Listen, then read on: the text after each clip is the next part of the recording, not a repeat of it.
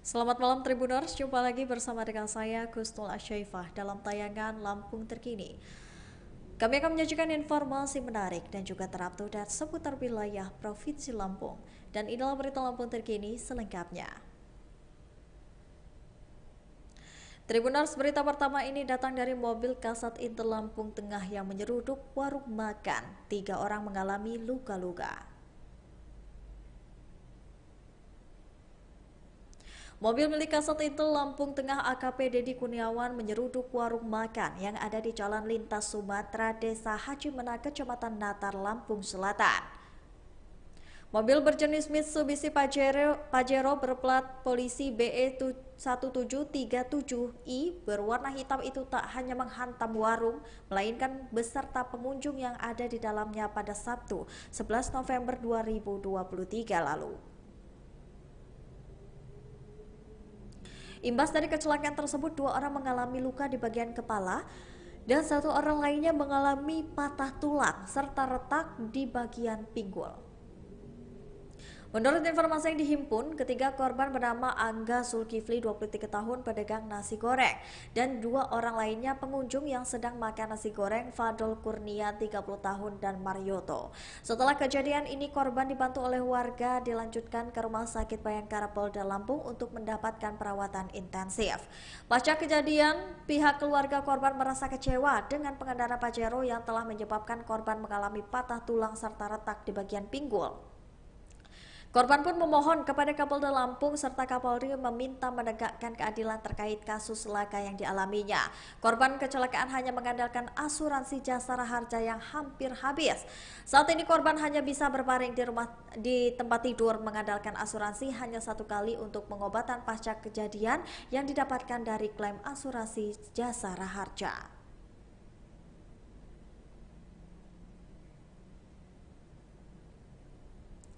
Berita selanjutnya, sopir truk penabrak Pajero Kasat Intel di Jalinsum, Lampung Selatan tidak ditahan. Supir truk penabrak mobil Pajero Kasat Intel Polres Lampung Tengah di Jalan Lintas Sumatera atau Jalinsum, Lampung Selatan tidak ditahan.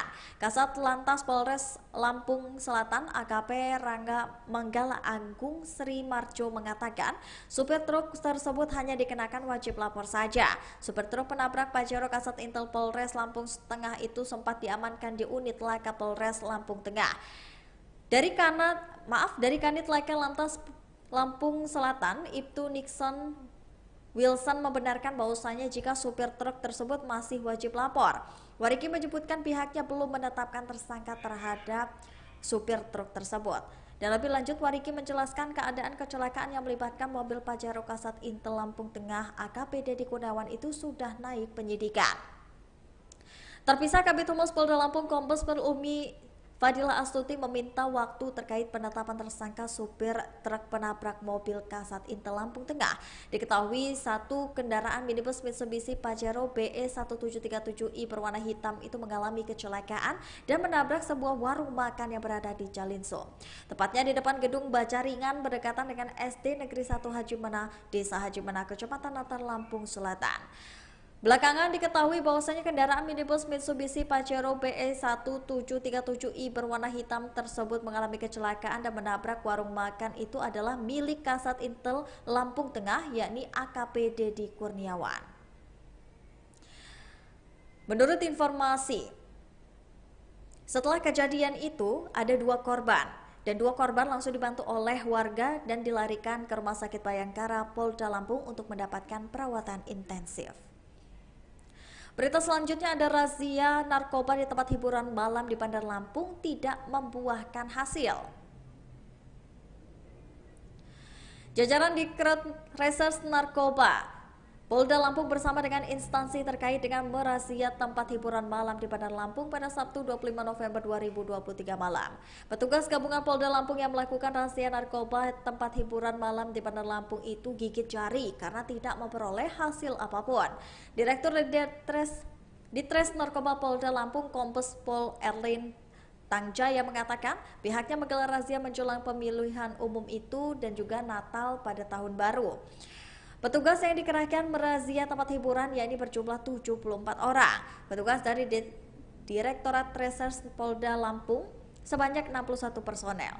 Propam Polda Lampung 4, BNNP Lampung 4, dan juga dari Denpom 2/3 ada 5 orang.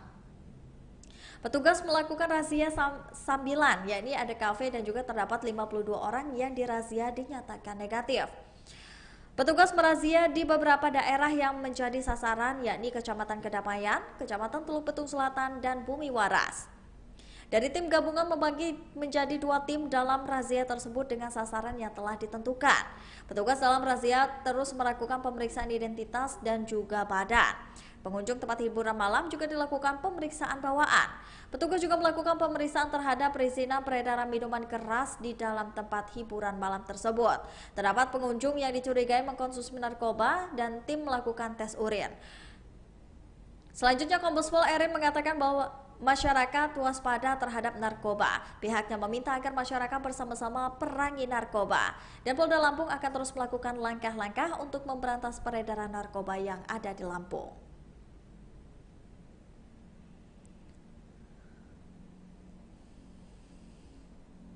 Berikutnya, BPJN pastikan jalan nasional di Lampung siap hindari dan juga siap menghadapi libur tahun baru 2023 sampai dengan 2024 dan juga Natal. Menjelang Nataru 2023 dan juga 2024, Balai Pelaksanaan Jalan Nasional atau BPJN yang memastikan kesiapan jalan nasional di Lampung sudah 94,51%. Kepala BPJN Lampung Susan Novelia mengatakan jalan nasional itu sepanjang 1.298,41 km.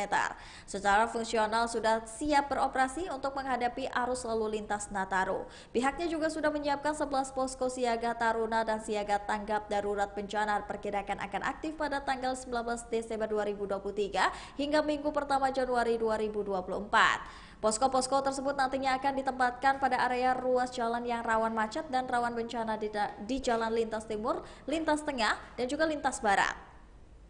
Sebagai informasi sebelumnya, pada sepanjang ruas jalan nasional Lampung terdapat 4 titik rawan banjir dan 6 titik rawan longsor, sedangkan 2 titik rawan kecelakaan dan 18 titik rawan macet. Akan ada sejumlah perlengkapan alat operator berat beserta petugas PPK atau pejabat pembuat komitmen dan tim akan bertugas secara shift.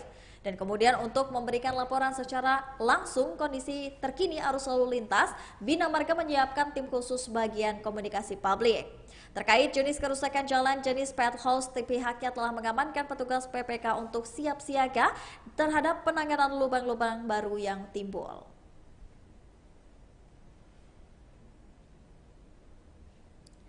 Kita beralih ke tempat wisata air terjun Curug Mbah Gimo dan sekarang menjadi tempat wisata Lampung Barat yang eksis. Wisata air terjun atau yang biasa kita sebut curug. Ini menjadi salah satu tempat wisata yang banyak dikunjungi dan kerap dijumpai di Lampung Barat, Lampung. Kendati mempunyai julukan negeri di atas awan, tempat wisata curug atau air terjun seakan menjadi pendongkrak tambahan bagi dunia pariwisata di Lampung Barat.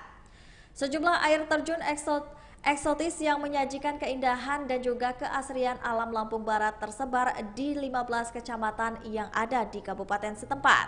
Salah satu contohnya yakni air terjun Curug Mbah Gimo dan tempat wisata yang berada di Pekon Sukadamai, Kecamatan Air Hitam, Lampung Barat itu.